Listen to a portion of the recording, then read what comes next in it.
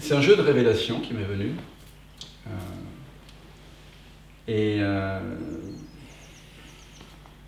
On pourrait dire que dès qu'on a la prétention de savoir quelque chose, si vous êtes d'accord, on ne peut pas réaliser le soi si on a une croyance quelle qu'elle soit. Si on est sérieux à propos de quelque chose, d'accord ? Qu'est-ce que c'est que le sérieux ? C'est une contraction. Mais en général, quand on dit quelqu'un qui est sérieux, c'est quelqu'un qui est finalement contracté autour d'une croyance. C'est ça que j'appelle en tout cas ici le sérieux. On peut révéler le soi en découvrant la docte ignorance. On a des dialogues de Socrate à travers Platon, qui était son élève. Qu'importe. En tout cas, Socrate, c'était quelqu'un qui défaisait, déconstruisait les croyances des jeunes Athéniens prétentieux qui étaient souvent sophistes. Vous savez ce que c'est qu'un sophiste ? C'est quelqu'un qui utilise des bons arguments, mais qui l'utilise à mauvais escient. On peut retrouver ça dans la non-dualité aussi. Et donc ils déconstruisaient leur savoir à tel point que le pouvoir, justement, le pouvoir athénien s'est senti en danger. Et donc, il déconstruisait dans ces dialogues la prétention des gens avec lesquels il dialoguait à connaître la vérité. Il leur montrait qu'en fait, ce qu'ils croyaient savoir, ils ne savaient rien en fait. Il disait aussi que la philosophie, c'est-à-dire l'art, l'amour de la sagesse, commençait dans l'étonnement. Moi, je dirais aussi qu'elle commence dans l'étonnement, mais elle se termine dans l'étonnement. C'est-à-dire qu'il y a un émerveillement. Souvenez-vous de l'évangile de Thomas, que celui qui cherche continue à chercher jusqu'à ce qu'il ait trouvé. Quand il l'aura trouvé, il sera troublé. Quand il aura été troublé, il sera émerveillé et il régnera sur le monde. Et donc il déconstruisait les savoirs des gens et quand vous le lisez, vous découvrez qu'en fait, quand vous savez que vous... Il disait, je sais que je ne sais pas. Et ça, c'est très très beau. C'est un moment, c'est l'humilité en fait. Comme Jean Gabin. Ah oui, il y a cette très belle chanson, vous la connaissez ? Oui. On pourra l'écouter. Très très très touchante. Ouais, très très belle chanson de non-dualité. Il y a des perles comme ça dans le répertoire. Ouais, on la passera. Jean Gabin.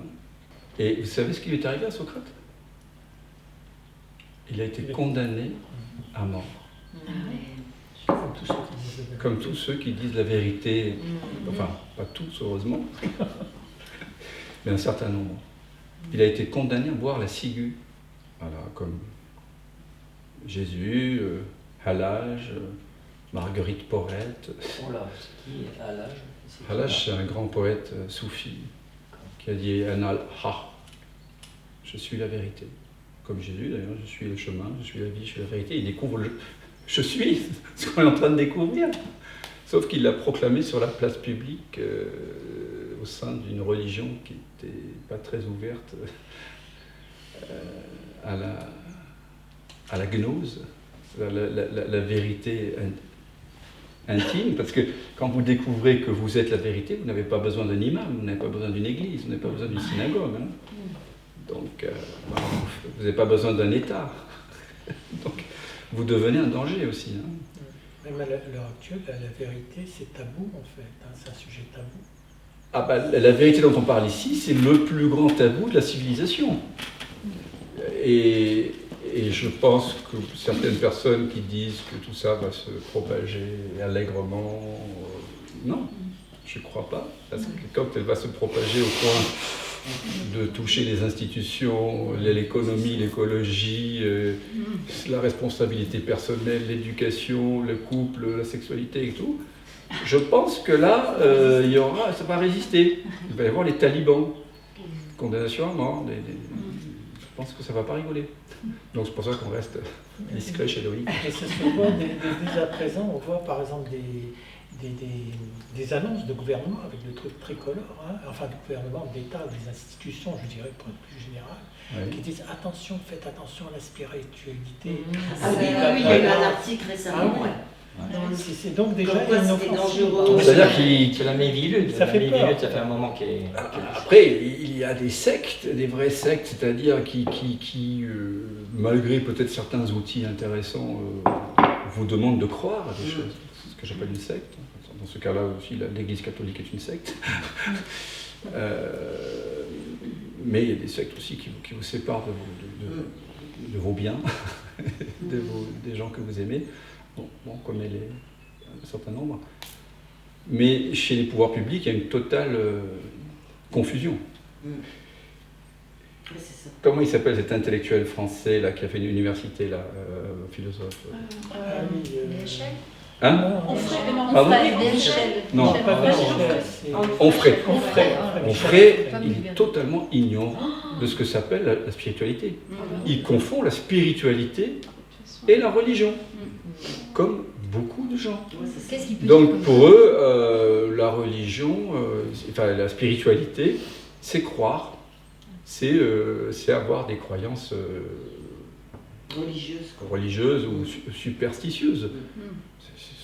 Il parle de choses qu'il ne connaît pas. Voilà. Parce qu'il parle de la psychologie, il parle de Oui, des trucs oui. d'Oltoïde, des trucs Freud. Oui, j'ai vu des trucs Freud aussi. Oui, Oui, tout à fait, oui. Mais il est complètement immergé dans ce que Ramana Maharshi appellerait l'ignorante ignorance. Mais il y a beaucoup de personnes. Et il y a beaucoup de gens qui sont comme ça, qui ne savent même pas de ce dont on parle ici. Qu'est-ce que vous voulez? Ils ont un super moi-jeu quand même. Oui, Tu oui. les entends. Eh ben oui, on sait. C'est-à-dire que, et là, on parle de Socrate, on parle d'avouer le fait qu'on ne sache rien. Et en fait, j'ai inventé ces petits jeux de révélation pour arriver au je ne sais pas. Pas le je ne sais pas de l'ignorance, pas le je ne sais pas, je botte en touche. Non, le véritable je ne sais pas, d'accord? Il libère. Alors, j'ai remarqué que toutes mes souffrances venaient toujours du fait que je croyais savoir. On peut le formuler comme ça, d'accord? Quoi que ce soit. Et tout ce qu'on fait ici, ensemble, on cherche donc à déconstruire le faux pour révéler le vrai, d'accord?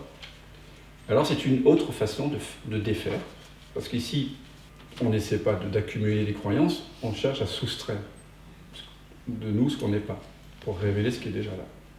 Et le jeu de révélation que je vais vous présenter s'appelle, moi je l'ai appelé du sentiment de manque à la plénitude.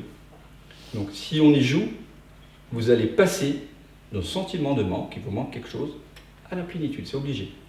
Le seul ingrédient, comme dans tout jeu de révélation, c'est quoi? Ah, merci. Il y en a qui ont suivi mes vidéos. C'est le mot que tu as utilisé le plus, honnêteté, aujourd'hui. Ce que j'entends par honnêteté, j'entends, si je vous demande comment vas-tu?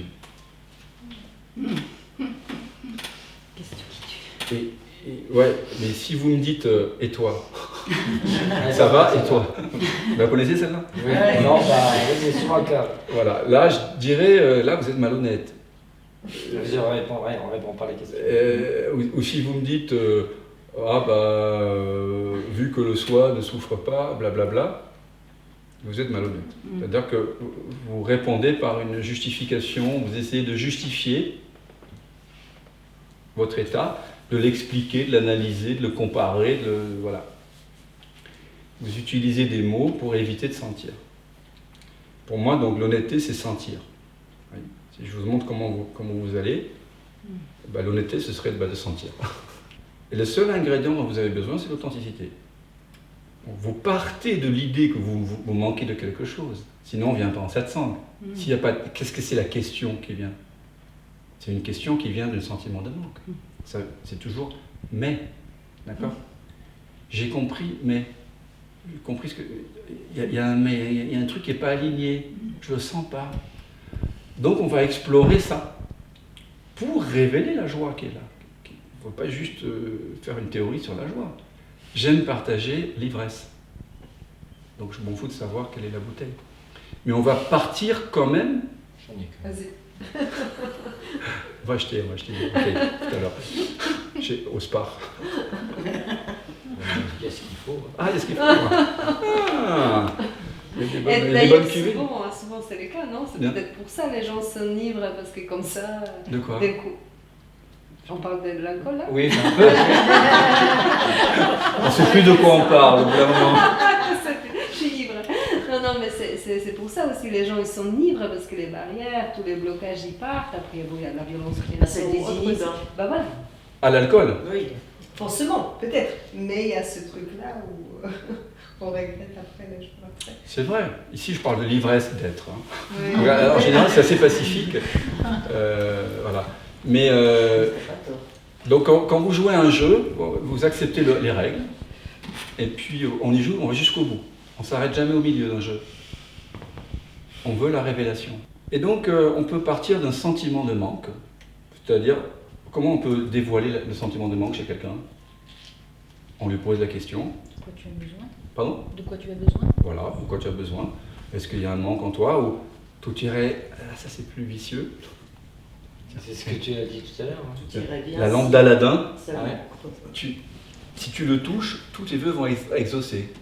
Mm. Qu'est-ce que tu veux? Ouais, c'est ça. Tu vois? Mais alors là, il faut jouer. Comme un enfant qui fait sa liste au Père Noël. Il faut être authentique. S'il n'y a rien, il n'y a rien. On ne va pas se mettre en jeu. On goûte la présence. Mais s'il y a quelque chose, jouez. Parce que plus vous allez être honnête avec ce que vous sentez, et s'il y a un manque, il y a un manque, plus ce manque va être transmuté en plénitude. Donc ici, on part de l'idée qu'il nous manque quelque chose, et après, on interroge pourquoi. Ce que j'aime bien dans ce jeu, c'est que le pourquoi, c'est la question la plus superficielle au monde. Si, par exemple, vous dites pourquoi Dieu fait ça, pourquoi, machin, pourquoi, et que vous vous contentez de la réponse qui vient, là, c'est super superficiel. Mais, ce que j'ai découvert, c'est que si vous poussez, comme le faisait Socrate, mais différemment, là, d'une façon assez systématique ici, le pourquoi, de façon jusqu'à-boutiste, c'est-à-dire qu'à chaque réponse, vous allez continuer le pourquoi, parce que, ok, et pourquoi, parce que, oh, d'accord, et pourquoi. Ce qui va se passer, c'est que le mental, en fait, le mental dit je souffre parce qu'il y a ça, d'accord? Pourquoi? Parce qu'il y a ça. Et le mental, en fait, il s'est juste arrêté là. Donc, vous soutenez votre souffrance par une croyance qui elle-même n'est pas remise en question, qui est peut-être soutenue par une autre croyance dont vous avez conscience, mais qui elle-même n'est pas non plus remise en question. Donc ici, nous allons remettre toutes les réponses en question. On va se contenter d'aucune réponse, jusqu'à ce qu'à un moment donné, le mental lâche, abdique, sature. Chancelin disait souvent, l'éveil se fait par épuisement, par saturation, parce que je veux sortir, la voie de sortie, voilà.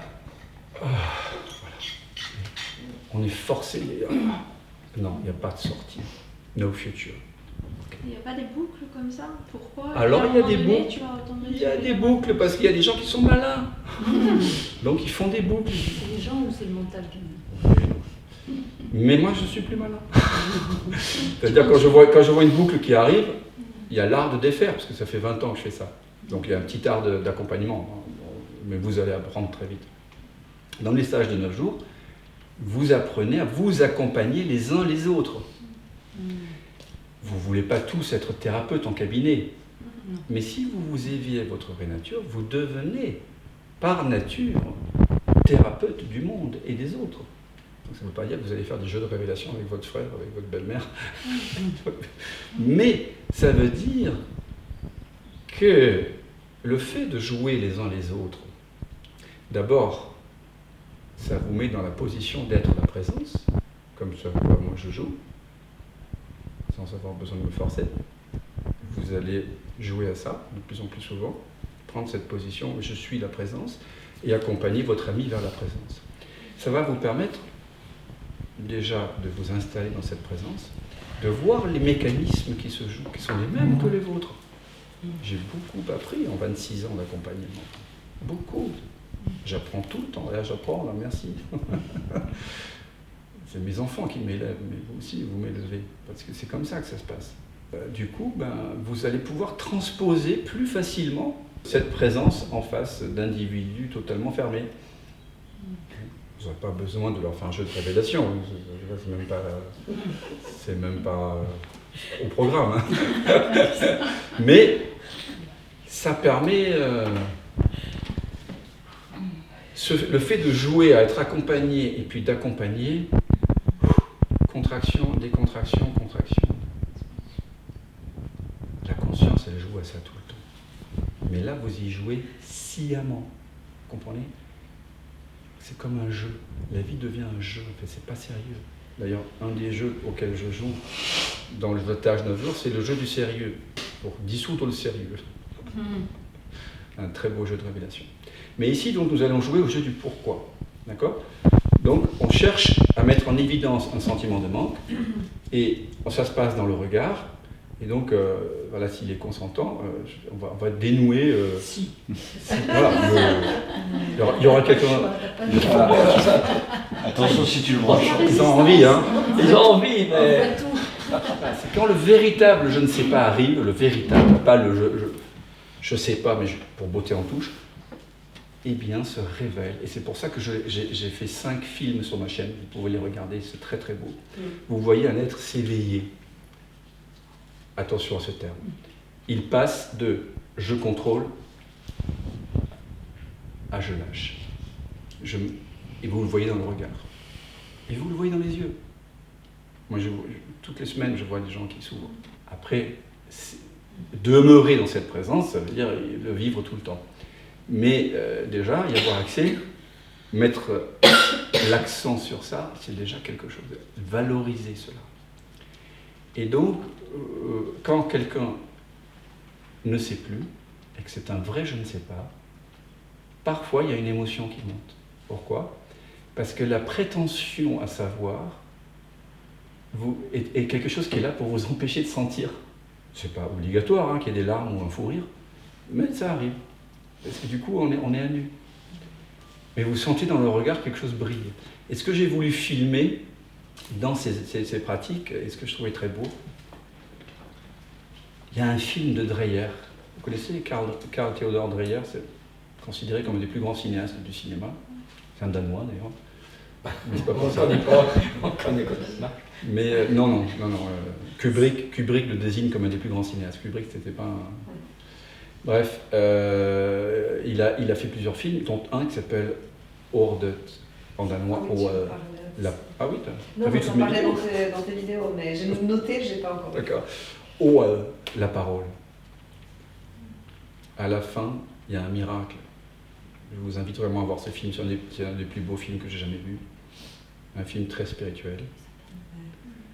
Et qui est en noir et blanc, qui est une poésie absolument... Mais attention, c'est Dreyer, c'est parce qu'il y a un autre Ordet suédois pendant la guerre. Non, c'est le danois, celui dont je parle, de 50 et quelques. À la fin, la femme, Inge, elle dit, il y a un miracle qui se produit, je ne vous le dis pas, et son regard se transforme. Et j'ai voulu filmer ça. Voilà. Parce que c'est ce que je vois quand j'accueille quelqu'un. C'est ce moment où le regard est opaque, il est habité par la transe des pensées, et tout d'un coup, ça se libère. Et ça se libère dans le non-savoir. Parce qu'on peut avoir l'impression que la non-dualité, il faut savoir quelque chose, même si on dit qu'il ne faut pas. Vous voyez, on cherche. Mais là, c'est vraiment le non-savoir. Il n'y a rien à savoir. Et à ce moment-là, c'est un neti-neti en fait, que nous faisons, mais d'une façon un peu originale. C'est-à-dire qu'il n'y a rien à savoir et en même temps, c'est développer au fur et à mesure la capacité de confronter ce non-savoir, sans en avoir peur. Merci. Sans en avoir peur. Parce que c'est ça qui terrifie aussi, de se retrouver devant rien. Ouais, c'est très bien dit. On a très peur de ne pas savoir, parce qu'on a l'impression d'être bête, d'être stupide. On confond ignorance, qui est avec docte ignorance. Ouais, c'est vrai. C'est comme si c'était une phobie et au fur et à mesure on apprivoise ça. Et puis hop, on est capable d'être dans cet état-là sans être terrifié et juste de voir que c'est une libération. C'est très beau ce que tu dis. Je me souviens, j'ai fait Sciences Po à une époque, c'est notre vie. Et à Sciences Po, on est censé tout savoir. Sciences Po Paris, là, le grand oral, j'ai l'impression que vous devez je vais tomber sur les accords de Lomé, je ne sais même plus ce que c'est. Et vous devez toujours donner l'impression de savoir. Et parfois, comme tout le monde, enfin comme beaucoup de gens, j'imagine, en tout cas moi, je ne savais plus rien. Mais plus rien. Et c'était une grande angoisse. Ça vous est déjà arrivé? Sentir cette angoisse, même au cours d'une conversation, vous parlez, et puis... Mais maintenant, ça s'est complètement inversé. Maintenant, quand je perds le fil, et ça m'arrive, ah putain, ce que c'est beau. Il n'y a plus aucune culpabilité, il n'y a plus rien à défendre. Josette nous disait ça aussi, plus là, maintenant, il a l'impression qu'il ne sait rien. Qui ça? José Leroy. Ah oui. Ouais, José, elle a dit, j'ai l'impression que je ne sais rien, quoi, et c'est super, quoi. C'est vrai. Il vient aussi du zen, de non-savoir, et la vision synthèse, on va pratiquer. Il m'a d'ailleurs demandé d'écrire un livre sur le non-savoir. Je n'ai pas encore réussi à écrire un livre. Mais cette pratique-ci, elle vous amène directement dans le non-savoir. Tout irait très bien si seulement. Mais tout va très bien, Madame la Marquise. Ah voilà. Mais Madame la Marquise, ça ne va pas. Non, mais... Parce que là, ça ne va pas. Okay. Elle ne va pas très bien en fait. T'as la chanson. T'as la chanson. Voilà. C'est le gars qui dit tout va très bien, Madame la Marquise, mais elle... Il y a fait l'écurie.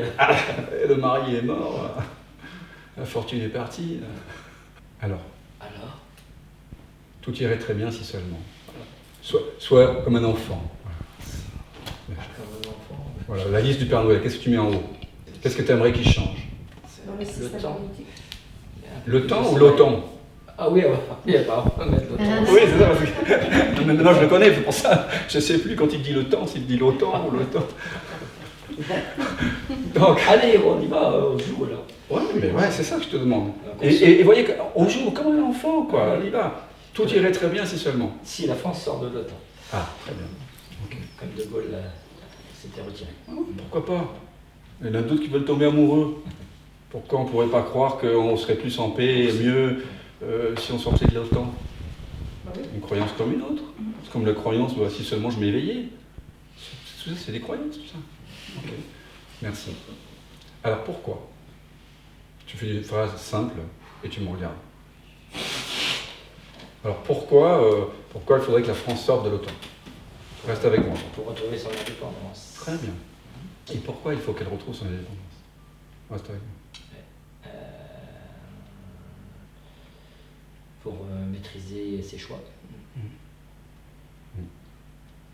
Et pourquoi faut-il maîtriser ses choix? Pour regarder sa liberté. Pour regarder Regarder. Ouais. D'accord. Et pourquoi faut-il garder sa liberté? Ça me paraît essentiel à tous les niveaux. Ouais. Et tu sais pourquoi ça te paraît essentiel? La liberté amène à plein de choses, à l'ouverture, à la tranquillité. Et pourquoi? Bon, il y a un moment, je ne sais pas, moi, ça me paraît dans le sens un peu évident. Pourquoi? Pourquoi ça te paraît évident? Je ne sais pas, ça me paraît évident. Ouais, mais tu ne sais pas pourquoi. Ça te paraît évident, mais tu ne sais pas pourquoi ça te paraît évident. Reste avec moi.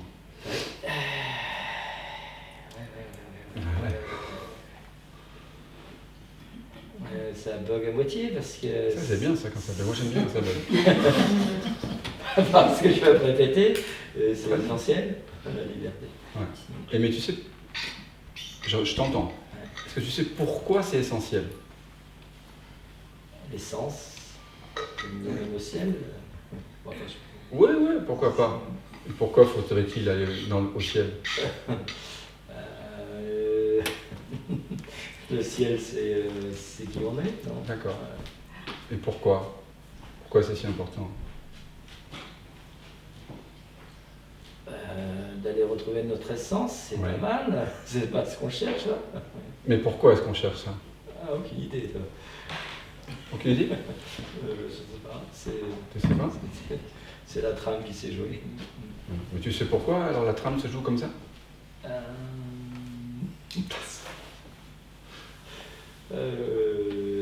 On va dire que c'est les planètes, les étoiles qui ont tout décidé, que Ouais, ça va ouais. jouer comme ça. Mais tu sais pourquoi elles ont décidé ça? Les planètes, les étoiles? Non, non. Ah, D'accord. non, tu sais pas? Non. Ah, ouf. Ça y est. Ouais. Qu'est-ce qui se passe là quand tu sais pas? Je ne sais pas. Tu ne sais pas. Non, non, ça lâche pas non plus. Pourquoi? Parce que ça. Donc tu veux que la France sorte de l'OTAN? Ouais, c'était ma première. On l'aura fait une deuxième fois. On verra que ce sera jamais la même. C'est plein d'arborescence. D'accord. On va chercher les essences issues. Il faut comprendre sa liberté. Ok. Et pourquoi? Il faut qu'elle reprenne sa liberté, la France. Il faut qu'elle ait plus de choix. Ouais. Et pourquoi il faut-il avoir plus de choix? Ah oui. Eh oui. Pourquoi? Je sais pas ce qu'il a dit. Ah non, mais c'est toujours nouveau. Hein. Oui, oui. Pour être plus tranquille, pour décider par elle-même. Ouais. Pourquoi c'est important de se décider par soi-même? Pour gérer soi-même son devenir. Et pourquoi faire ça? Et ben, ça me paraît encore évident pour Oui, oui, l'histoire de liberté. bien sûr. Et tu sais pourquoi ça te paraît évident? Parce que la liberté, c'est quelque chose d'essentiel. Voilà, on revient sur ce même. Ouais. Mais pourquoi la liberté c'est essentiel? Ça nous ramène au ciel. Ah oui? Ça te ramène au ciel, toi? Oui. Et pourquoi tu veux aller au ciel? Pourquoi tu veux être ramené? C'est un mot. Pourquoi tu veux être ramené là? Voilà, parce que c'est ça dont il s'agit en fait. Hein. Tu veux être ramené à ta vraie nature. Oui. Mais pourquoi tu veux être ramené à ta vraie nature? Finalement, Parce que c'est l'essence, c'est le but. C'est le but, c'est la trame. d'accord. Et tu sais pourquoi c'est le but de la vie donc? Reste avec moi. Ah là là là là là là là, c'est pas, il faut pas regarder les nids d'oiseaux. Hein. Là, avec moi. Les oiseaux qui sont super. Voilà. Pourquoi c'est le but? Pourquoi c'est le but de la vie? C'est le mien, peut-être. Et pourquoi tu as ce but? Je dis toujours, parce que ça me paraît évident, c'est l'essentiel. Mais tu sais pourquoi c'est essentiel? Ben non, là je veux dire, là je bug, ça me paraît essentiel. Voilà. Mais tu sais pas pourquoi? Et ben, c'est inné. Ouais, mais tu sais pas pourquoi c'est inné? Non. C'est inné, mais tu sais pas pourquoi? Non. C'est ce qui se passe. Reste avec moi. C'est inné, d'accord, ok. Tu sais pas pourquoi. Comment tu te sens? Reste avec moi. Cherche pas. C'est pas facile, c'est pas facile de rester là. Pourquoi? Je ne sais pas, parce que ça fuit. Pourquoi? Je ne sais pas. Mais ça fuit. Ah oui, oui. Mais tu sais pas pourquoi. Non, ça a envie de. Oui, ça fuit quand même. Tu sais pas pourquoi. Non. Reste juste avec ça, le fait que tu saches pas. Ça fuit, et tu sais pas pourquoi. Qu'est-ce qui se passe quand tu vois que ça fuit, mais tu sais pas pourquoi? Tu commences à sentir la fuite dans ton corps. Ventre, plexus, poitrine, non? Tu es plus attentif à la fuite. Quand tu sais pas pourquoi, tu constates que ça fuit, mais tu sais plus pourquoi. Tu ne peux plus le justifier, c'est injustifiable. Tu ne peux plus le commenter. Tu peux encore le commenter? Alors pourquoi ça fuit? Non, pas commenter, non. Vas-y. Mais Pourquoi ça fuit?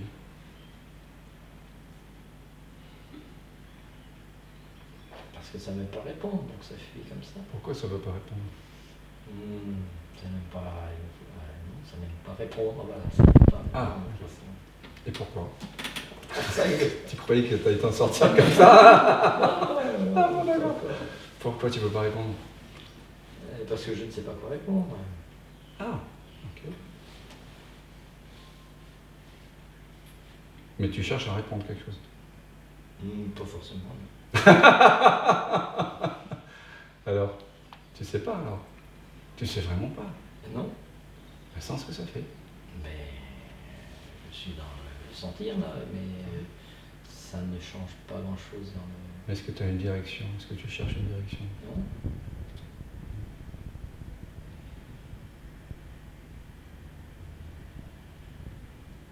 Sans ce qui se passe là.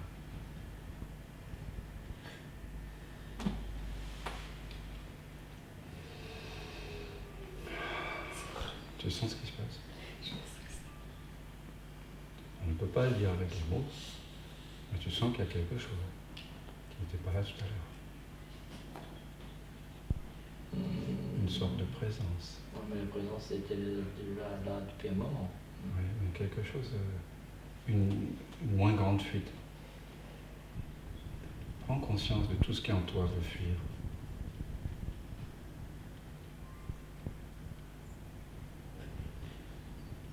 Tu vois ce que je veux dire? Voilà. Juste. Tu n'as pas besoin d'en parler, mais tu sens. Tu sens? Voilà. J'écoute. Il y a quelque chose qui se détend, n'est-ce pas? Plus.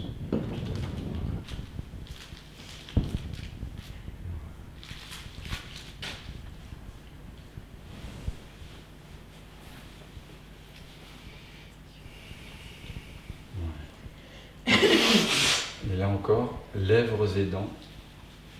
Voilà.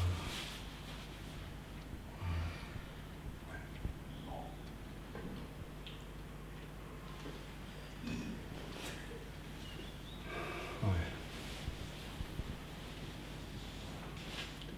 Tu sens quelque chose qui se détend.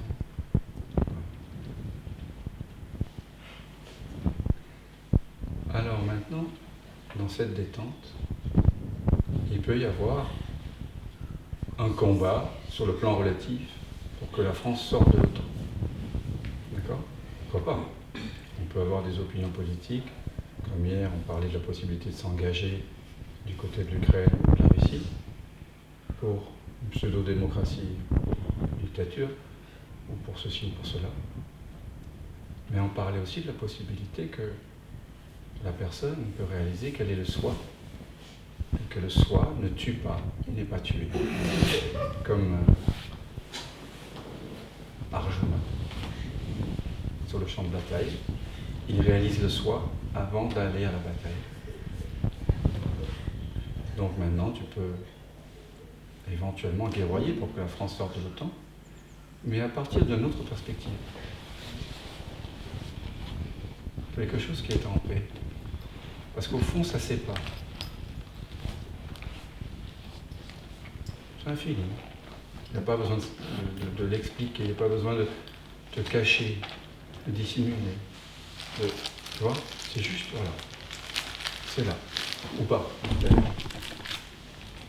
Mais il n'y a pas de causalité. Tu es libéré de la causalité. Parce que tu n'as rien à voir avec ça, ce que tu es. Et maintenant, voilà, c'est évident, mais c'est peut-être plus évident maintenant. Tu vois?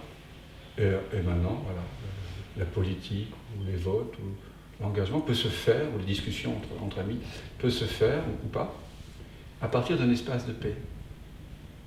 Tu vois? Et ça, c'est beau. On peut avoir des discussions mondaines, on peut avoir des différents points de vue, en sachant qu'on est l'espace de non-dualité. Donc merci à toi, parce que c'était assez original comme façon de défaire. Est-ce que tu sens que quelque chose s'est ouvert par rapport à ça? Ouais, c'est tranquille. Voilà. Ça fait du bien de te voir dans cette tranquillité avec ce sujet. Oui. Ok. C'est-à-dire que du coup, tu partages une tranquillité relative qu'on pourrait continuer à explorer ou pas. Ouais. Est-ce que quelqu'un... Merci à toi. Merci.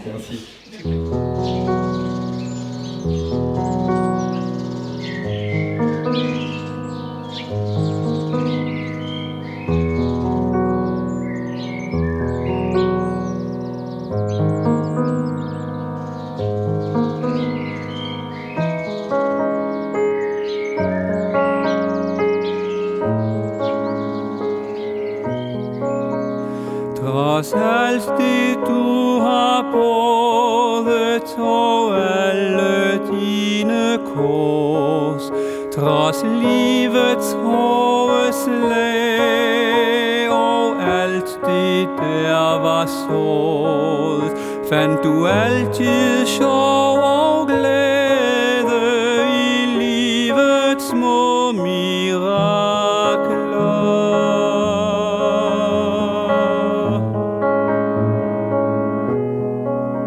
Trods ensomhedens baner og alderdommens vaner, trods livets indre fængsler og de forsømte længsler, gav du altid tid og varme smil til mennesket omkring dig.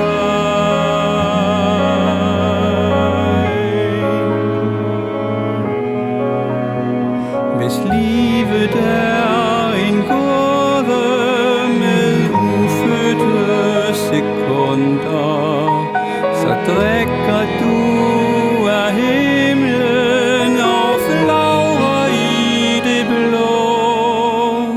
Når fuglene de hvisker til du kan sove ind, så ved vi det er tid til englenes farvel.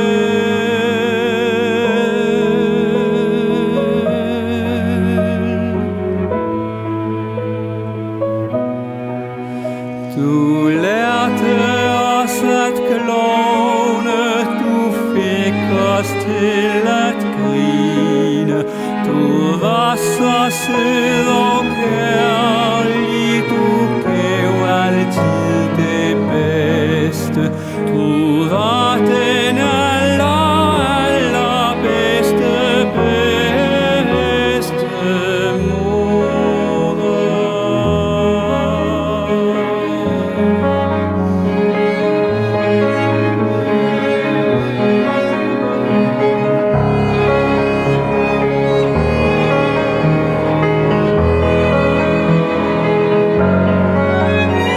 I denne stille time skal ingen af os gyse, for minderne er lyse, når klokkerne skal kime.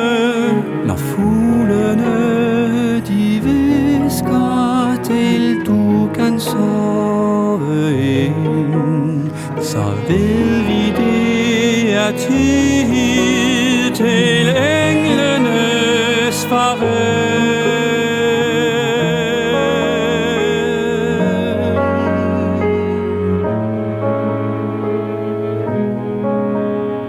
Livet har du fået, livet har du givet, livet har du levet, smerterne er gået.